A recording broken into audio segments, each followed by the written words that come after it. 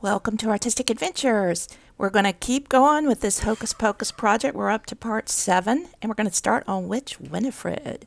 And in this video, we're going to be doing her face and hair. I'm not going to style her hair, but we will attach it. All right, let's get started.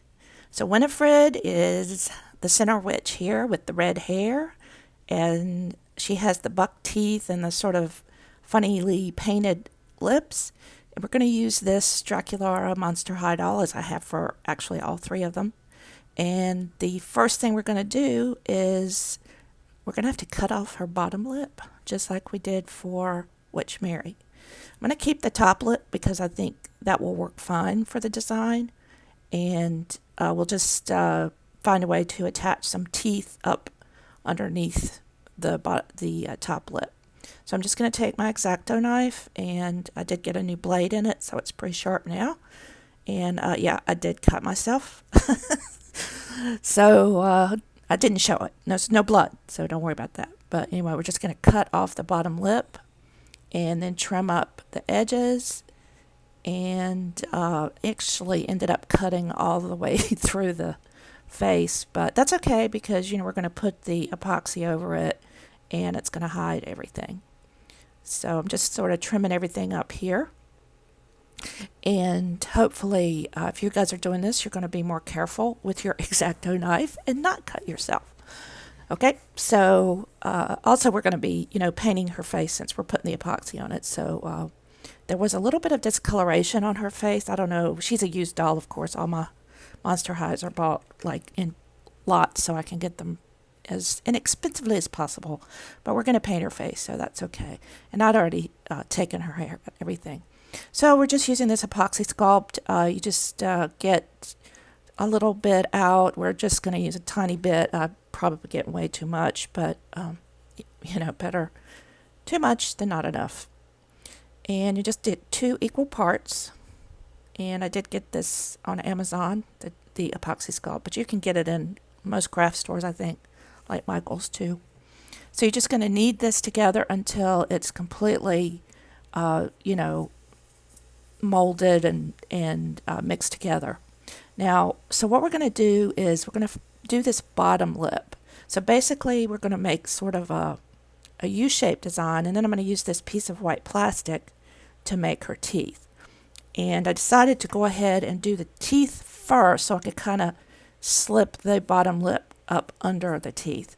And actually, I'll tell you what this is. It's a piece of a pack of false eyelashes. I try to, look around for things that I can use when I'm creating like this. And that caught my eye, and it's the right thickness, and it's white, and a little bit shiny like teeth. So I cut sort of a rectangle shape, and what I plan to do is cut a slit in the bottom of the upper lip and stick that up in there. So I need it to be longer than the actual teeth, and I'm going to end up cutting a point in the top of it so that it'll go up into the slit that I make in her mouth. So I'm just going to cut the very top part that wouldn't be showing into a point, and that'll make it easier to slide it up in there. So, and don't be concerned you get this exactly right. I trimmed this several times during this process to make sure that it went up in there and that the right amount of teeth was showing. I don't always show all of that because it's a little bit tedious. I'm just showing you the process, and you can sort of work this out as you're going if you try to do this yourself. One of the things I also did here is I snipped off the tiniest little bit of the edges of the bottom of the teeth because I didn't want them to look like squared off. I wanted them to look a little bit rounded like real teeth are. Also cut up the center of that piece to make it look like 2 teeth. So it's separated on the bottom part and pointed at the top part, if that makes sense. So that's what I'm doing right now, is just cutting it. And of course I always cut it so that it's uneven and one side's bigger than the other, so I did have to trim that. But right now I'm just sort of trimming off those teeny tiny little edges of both sides of the 2 front teeth to give it a little bit more of a toothy look, if that is such a thing. And actually I thought they ended up looking pretty good, for what we were doing, because I mean her teeth don't really look all that natural anyway. Obviously, they're prosthetics for the movie to make her look a little bit crazy. So we don't have to worry that these look super, super natural. All right, so I just kept trimming and trimming until I got it to where I thought it would fit. And then, sort of held it up to make sure I had the length right.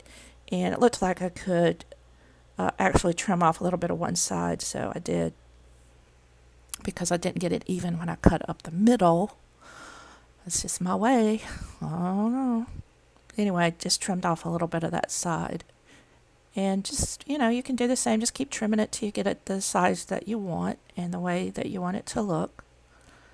And I think there's lots of applications for this type of thing. I mean, you can make like a vampire and put like long fangs. That's another thing you could do with this sort of technique. If you wanted to make some sort of crazy monster doll, like with really sharp pointed teeth, you could do that. Once you start using the epoxy and other things like that to change the face of the doll, there's really a lot of things you could do. So here I am just futzing around with this thing, trying to get the cut that I made the right depth so that I will have enough room to stick it up in there without the X-Acto going up and coming out her nose. And I also was trying to get it slanted so that the teeth would not sort of stick out straight, but they would, come down, because I want them to sit on top of the bottom lip. So that's just sort of what I'm doing here, and I have it kind of slowed down since this is sort of something new I've not really done or shown you guys before. So that's why I'm not going very fast. I just want to stick this up into that cut. And I don't know why this had to be so difficult, because it really shouldn't have been. But I actually messed with it a lot more than I have on the camera. It kept flipping it, and it would fall on the floor, and I'd lose it, and I'd have to crawl around the floor and find it. And then I couldn't hold on to it. So then I got out my hemostats and was trying to hold it with that, and just kept trimming till I got it right. And finally, I was able to get it stuck up in there with the teeth out the way I wanted them to. I did have to use my pointy tool a little bit to sort of push it up in there as much as I wanted it. So, use whatever you have to. Probably in the beginning I had it just a little bit too long, and it was not going, as far in as I wanted it to, so I had to trim that pointy part off a little bit. But all of these tools were very helpful in getting the teeth the way I wanted them and getting them angled the way I wanted them. And there's one of my locks of hair in the way. Never had that happen before. That's sort of interesting. I didn't even know that was it. It was there. But I am kind of growing my hair out a little bit, so that's something new to happen, and watch out for during our adventures. All right, so kind of got it. I think this is the last insertion here. I think this was the last one, and it finally went in the way I wanted. Was trimmed right, angled at the right place, and the hemostats worked well to try to hold it. So, when I stuck them in that time, I was like, yeah, that looks good. And of course, I didn't want it to fall out, so I did take a little tiny dab of E6000 on the end of my pointy tool and slip it behind the teeth so that they would be secured and not come out, because I knew I was going to be messing around with this epoxy, and I didn't want them to come out as a process of me trying to make the bottom lip. So to put that in, and I did this over several days because I think I probably told you in the Witch Mary video that the epoxy has to cure for 24 hours. So I really did want to get all of that part done in one night, and then I could leave it and come back and work on it the next day. And then, of course, the next day, I had to paint her face. And so I did really want to leave that also to dry overnight. So I actually was working on this during the week some this week. I was able to. And everything worked out, pretty well in terms of letting everything cure and dry. Because if I didn't, let something dry properly, it wasn't going to work out right with painting or whatever. So basically what we're doing here with just a tiny bit of epoxy is rolling it out. And you want it to be thicker in the middle and then pointed on the ends. And, I was pretty sure I'd have it too big and I'd have to cut it down, but that's okay. You just keep working with it. And of course I did. I had it way too big. It's like a Joker mouth. But you can see what the process is here. I just want to get it so that thick part is up under the teeth, and then the sides will roll those into little points so that they go to the corners of the mouth. And just keep, rolling it out and holding it up there, and you finally get it to where you want it to be. And you see what a tiny piece I needed after I used, probably a quarter size of the epoxy. But I did actually decide, I had been thinking about doing this for a while. I thought about changing her nose because and you'll see in a little while when I start working on it, I just didn't think that the Monster High nose on the doll looked like Bette Midler's nose at all. It's really different. So since I had enough epoxy left, I thought, why not? I had thought about doing it, and then I thought, no, that's just too much. And, I might screw it up. And then when I got the lip, and it actually, I thought turned out really well. I liked the way that turned out, and it wasn't as hard as I thought it was going to be. I decided, well, let's just go ahead and do the nose. So what I'm doing here, I just sprayed a little bit of water on the top of the epoxy so I could keep putting my finger in it. It just really helps to mold the stuff if you have your fingers a little wet. It makes it smoother. It doesn't stick to your fingers, and it helps to make the epoxy look smoother. So you can see there the little shape that I'm trying to mold it into. And then I'm going to apply it there under her teeth, and then I'm just going to work on the sides to smooth those down and make sure that they look like they're the actually part of her mouth, so that they meet the upper lip on the sides. You want to have it so that there's a smoothness to those sides. And I'm using my favorite tool here. I've told you guys before, this is my favorite tool ever for any kind of molding, clay or whatever. And it works really well because it's got that one edge that's curved and it helps to smooth, and then it's got the other end that's pointy and helps you if you need to separate something into a line or whatever. So now I'm just sort of pressing it down and looking at it and looking at the picture, and if I think I don't have it, take it off and mold a little bit more. You do have, according to the instructions, you have about, it says 1 to 3 hours, which 1 to 3 hours there's a big gap there. So I would say for sure you have 1 hour, because while I was doing this, I had a lot of interruptions. And I don't think I've told you guys, I had kind of started this other side business. I needed something more to do. In addition to being a nurse practitioner and having a YouTube channel and making dolls and an Etsy shop, I needed something else to do. So I decided to start making wigs. Because, there's two reasons really, but, I've made a lot of wigs for dolls, not necessarily like, in the same way that human wigs are made, but I just kind of know the process. And also, really, when you look at wigs, a lot of the technical aspect of that is sewing, and I've been sewing since I was 6 years old. So I have a lot of friends at work who wear wigs and also who wear sew-ins, or African American, and they wear sew-in hair. So I started making wigs, and I decided to start this business. But then I realized there's two kinds of people that in this group. There's people like wigs, there's people like sewing. So I started selling the hair.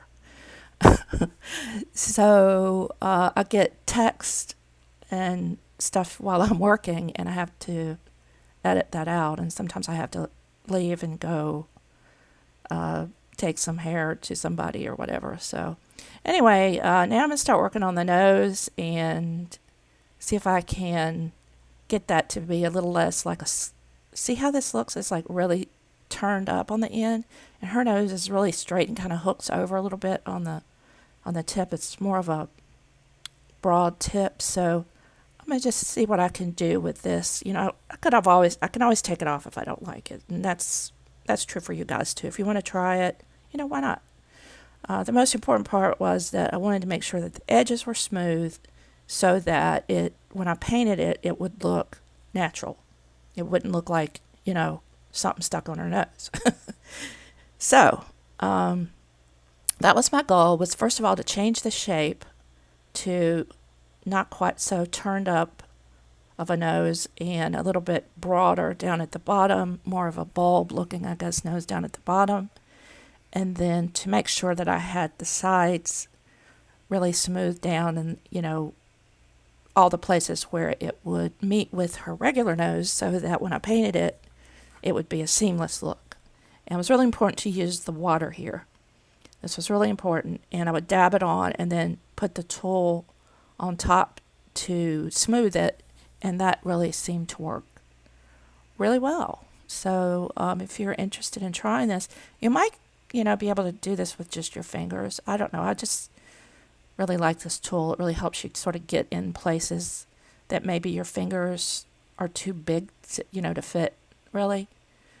And you just kind of have to keep messing with it. And this is like polymer clay to some degree, You have to keep messing with it to get it to where you want. And it's going to move around. You're going to move, you'll touch one side and it'll move to the other side. So this is just me. I've kind of got it looking the shape I like, but I just want to get it smoothed out. And, I think I said this also on the Witch Mary one, is like, when you're doing this, it's a little bit hard to say, oh yeah, that's exactly what I want, because the color of the skin and the color of the epoxy are different. So you have to kind of block out the fact that, you're looking at two different colors and see it as one seamless piece to know that you have the shape right. But the lip part I thought was pretty easy, and I don't think you'd have a problem with that. The nose was a little bit more difficult, but I think it turned out pretty well. So yeah, so I was telling you about my other business. So so I've got into the hair and wig making business, and I want to eventually have it so that I can make wigs for all kinds of different things, like cosplay or whatever, like fantasy wigs, because I really see that as a creative thing too, and you can really get into some interesting things when you're like dyeing hair and stuff and making different designs. So that's a whole nother thing I've gotten into. Anyway, if you want to know more about it, you can leave me a message in the comments below. I'm happy to share more information about that with you. I do have a website, and I can tell you what that is too if you're interested. All right, so this was left overnight, and it ended up coming out very smooth and everything. I'm going to get this in focus here where you can see how it looks.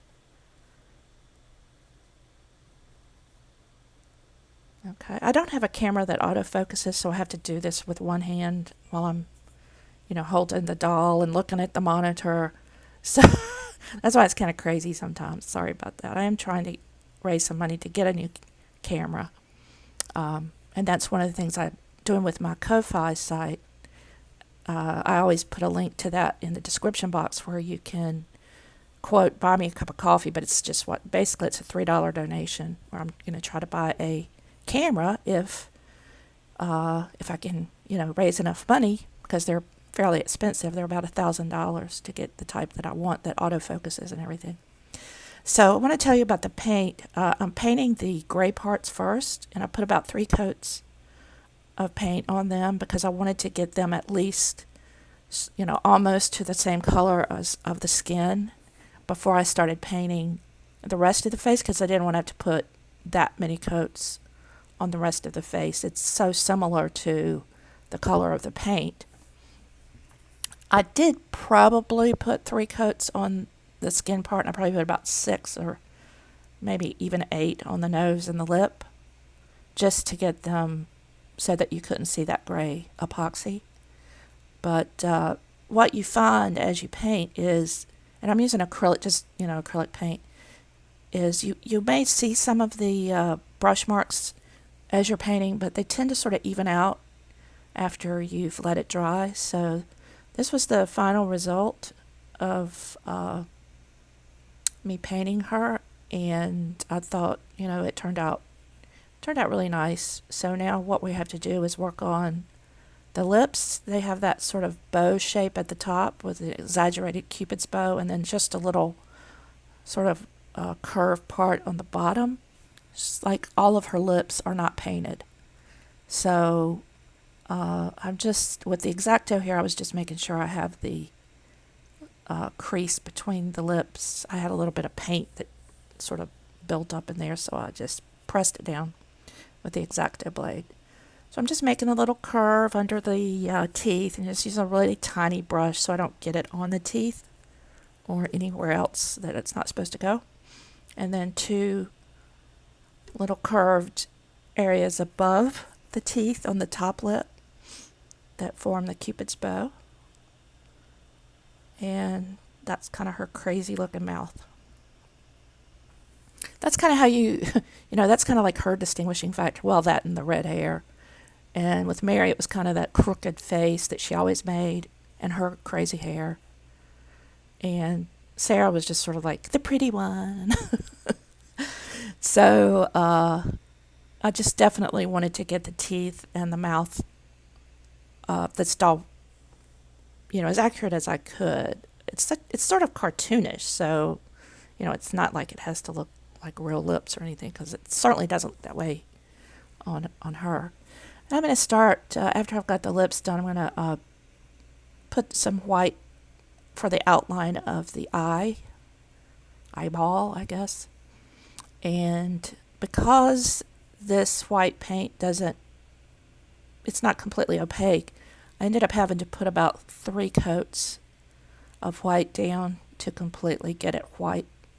So showing you here the shape that I'm doing the eye, it's sort of curved across the top and then sort of straight across the bottom.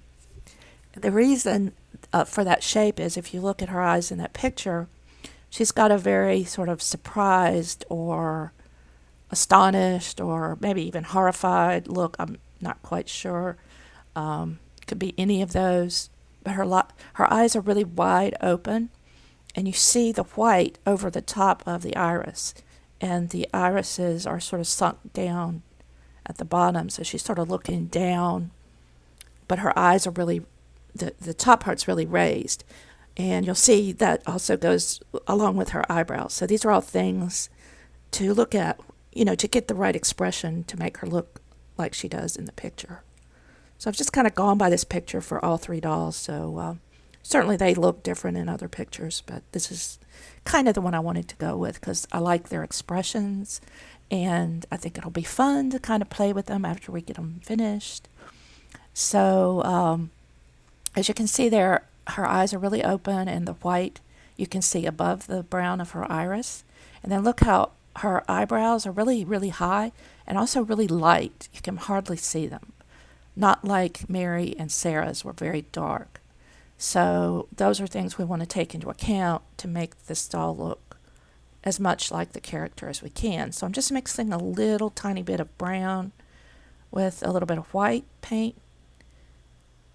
And I'm going to do sort of a base outline of the eyebrows, and then I'll go back over it and do some sort of hair type strokes to make it look more like eyebrows. But I want to do this really light color, sort of a light tan color as the base. And I'm making it high above the eyeball away from the nose and arched to make it look like, if you do that with your face, like just like open your eyes really wide, like you're surprised, you feel your eyebrows kind of go up and away, like they go outwards. If you're frowning, your eyebrows come in towards the nose. So these are all things that help you get the right expression that you want for your doll.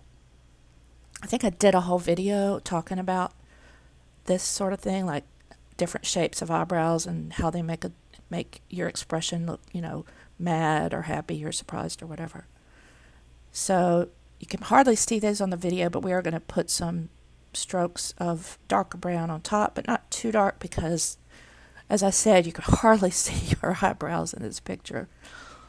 I think, she's a natural redhead anyway, or natural blondish red.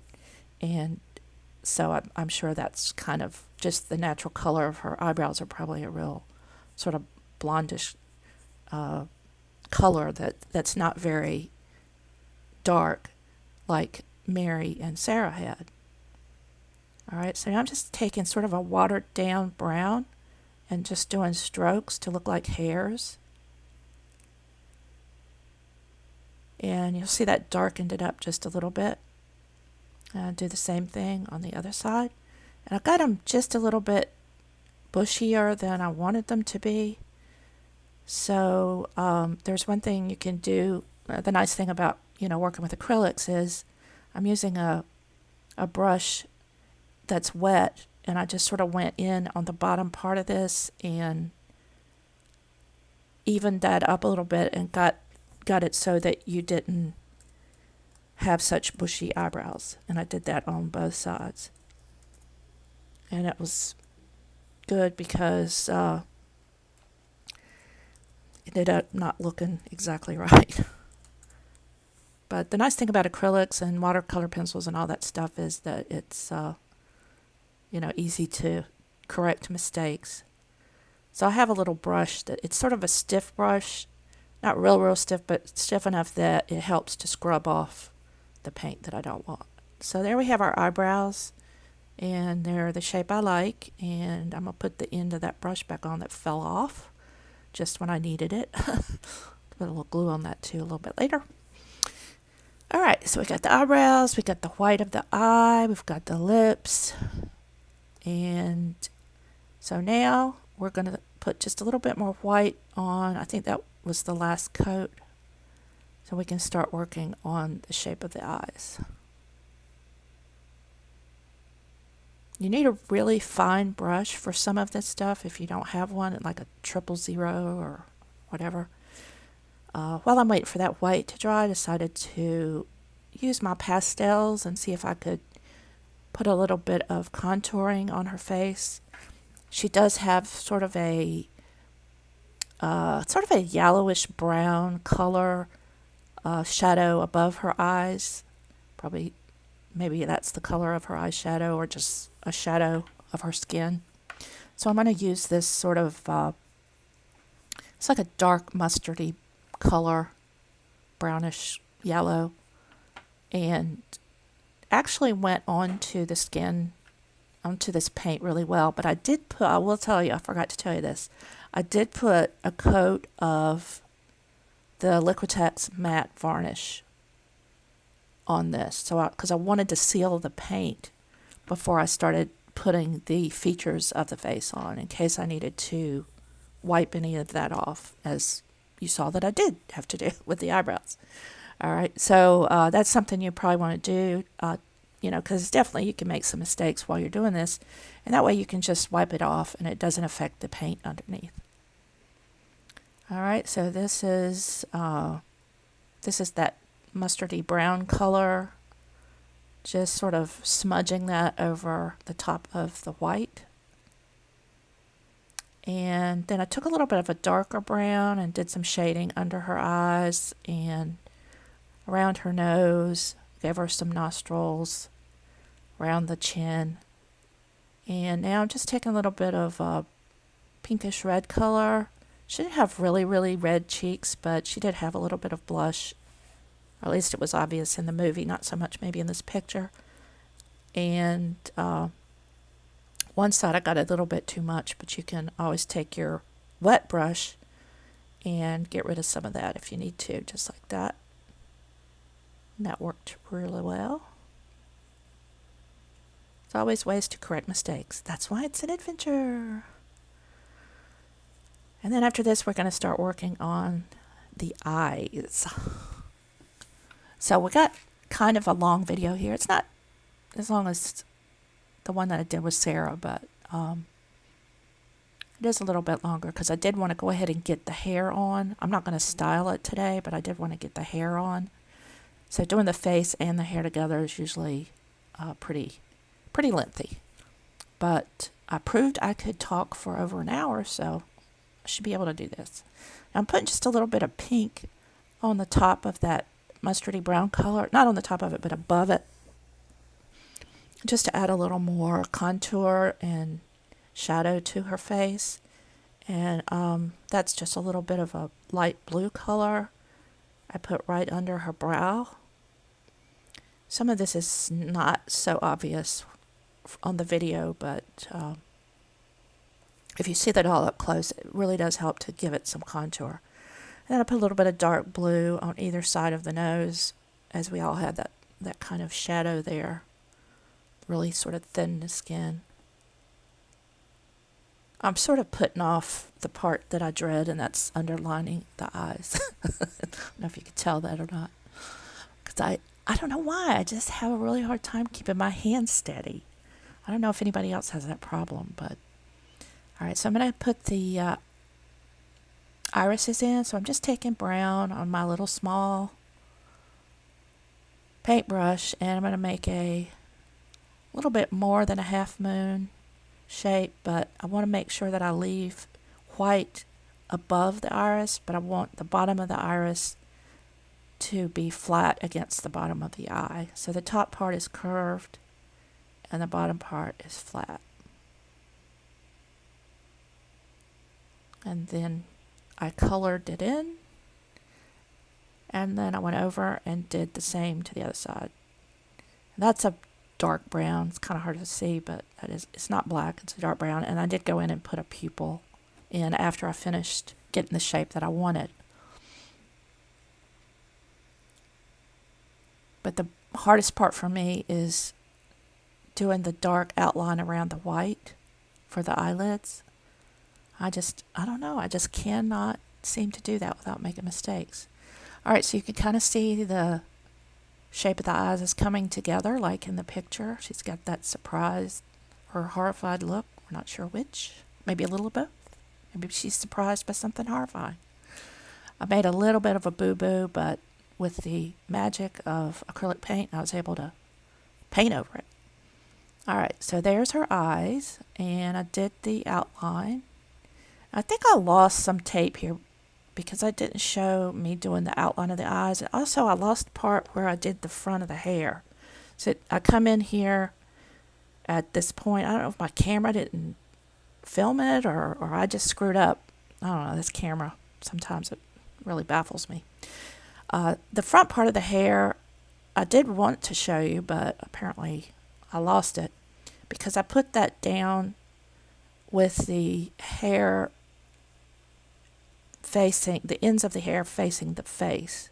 Now here I'm doing the ends of the hair facing the crown in the back, and this is the way I do all of my wigs, so if you've seen any of them, this is the same process. And then I just keep going like around in a circle.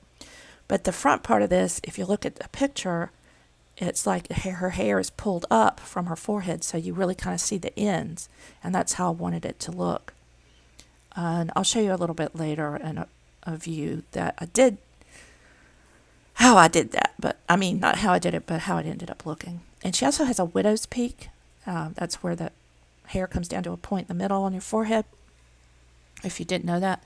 And it's sort of part of the look, so I wanted to try to do that. So what I did is I glued it down so that the ends were loose, and then I went back and just trimmed all the ends on the forehead to make that shape, sort of like two arches that come together to form the widow's peak in the middle. Now, the hair that I'm using is mohair, in a weft, and I'm cutting it off. This is some hair that I use on my Blythe dolls. Don't usually like to use this on the smaller dolls because it's a little stiffer and harder to manage into a hairdo that you want. But for her, since she's got this really kind of frizzy updo, I think it's going to work perfectly. And it's also the perfect color. So I already had this on hand. Yay, I didn't have to go buy it. Now here I'm meeting the part that I did facing one way, and now I'm facing it the other way. You can see the front part where the widow's peak is with the end of the hair on the forehead, and then the long part is going up towards the back of the head. And then I'm going to just continue to add hair around the back and sides in the process that I normally use, where I just put the glue down and then put the fiber and press it down, pressing towards the crown to make sure that it's secure. And then when we get near to the front of the hair, I'll slow it down some, and I'll show you how I placed the hair to get it really up close to that part so that the scalp didn't show through. But I'm just trying to be really careful now on these sides where the front of the hair is, so I don't get a lot of glue on it and make it look unnatural. Since I'm switching, from going down to going up, from going up to going down, or whatever, you know what I'm talking about. It's kind of crazy. But I'm doing it in the opposite direction. So I'm just trying to get as close as I can to the frontal hair without getting glue on it. That's the bottom line. Avoid getting glue on the top hair. Now, I didn't use a wig cap for this hair because of the way I wanted to do it with that front part. And also, I wasn't going to need to put, a lot of times I do the wig cap and I put a hole in the top to make a place for hair that I could use to cover the glued hair. So I'm not going to have to do that because we're going to pull her hair up and it's going to cover everything. I just want to make sure that the edges around the face and the neck all look good because that's really what's going to show. I actually had to go back and use my little tiny iron, you'll see it in the background there, and iron the top of this mohair to get it a little bit straighter because it was just curling too much and I wasn't able to place it the way I wanted to. So if you do use mohair and you have that problem, then this hair comes curly. So I had to kind of iron it out a little bit. It's wool, so you can use a lot of heat on it. All right, so now I'm just going to start filling in places. Like there's a little gap there. I'm going to put a little piece. And then I'm just going to keep going, starting at the back and working my way up the sides to the front. And then we're going to have to push some hair up underneath that front part so that the scalp doesn't show. So I'm just speeding it up here because if you've watched my channel and seen me make wigs, you've seen me do this like 100 times. Just keep going around and putting the hair. I always have trouble holding it in my left hand and then pressing it down because it's like I want to hold it in my left hand to cut the hair, but then I want to use my right hand to place the hair. So I'm really trying to train myself to hold it in my left hand as I put it down as well. There's me trying to iron the ends a little bit. It's really kind of stiff. It's not as soft as alpaca fiber, so it kind of has a mind of its own. Doesn't want to lay down as nicely as the alpaca fiber. And one interesting thing, because I'm selling the hair, I have, human hair on hand in wefts. So when I made my Harry Potter doll I was telling you guys about, the one that I had the glasses in the earlier video, I actually used the human hair that I used for my wigs to make his hair. And I'll show that to you at some point when I finish him. I'm making that for another project, or I would show you. I really have a hard time showing you the Blythe dolls, the carving process, because I have to hold them close to me. It's really hard for me to show on video, so I just haven't really done that much of that. All right, so I've got that front part there, and I'm going to fold that down as far as I can because it's nice and dried now. I glued that first. And what I want to do is put glue right up next to that. Not enough to get it on it, but enough that I can push some hair right up to the edge of the back of it because I don't want the scalp to show. So I'm just putting my E6000 down, a little bit back, and then press the hair up as close as I can get it to the back of that front hair. And there were about 3 pieces that I had to put in there. Now, I did have to go back in there. As you can see, kind of behind that piece I just put in, there's still some scalp that's open. But I wanted to get these pieces in and make sure that I had them placed where I wanted to and let them dry.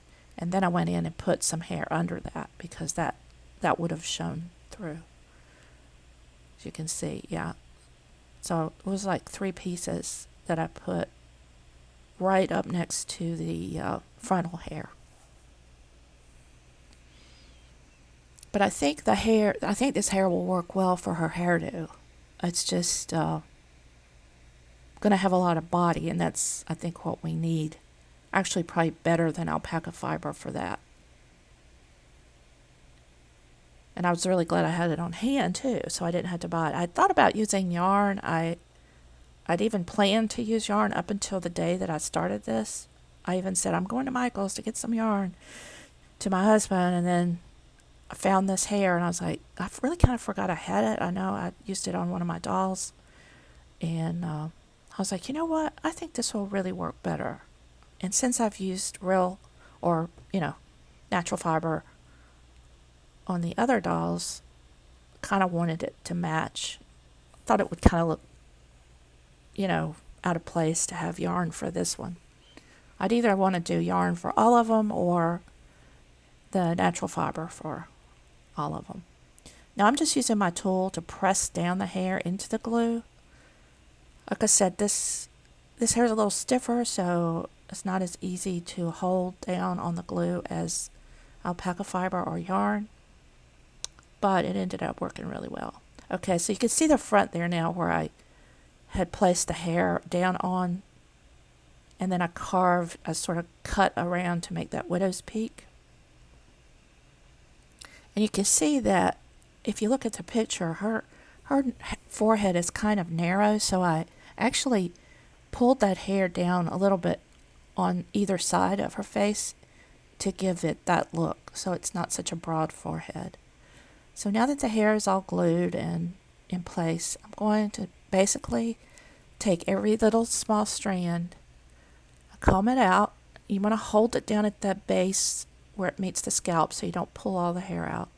Comb it out, trim off a little bit of the end just so you can make sure when you curl it that you get all the strands and it's not kinked up. And then I'm going to use my little 1/4 inch curling iron, and I'm going to recurl this hair.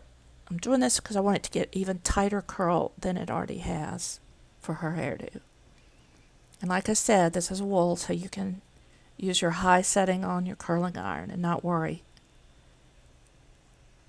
And just hold it on there for a while, and then I want to leave the curl in because I'm not going to style it today. I'm just going to curl it, and leaving it in the curl lets it set and lets the curl hold a little bit better.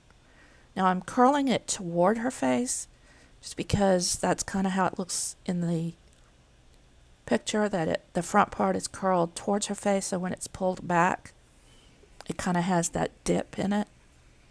The rest of it, once I'm away from her face, I just curled any which way. It didn't matter. And I'm not going to take the time to show you all of my...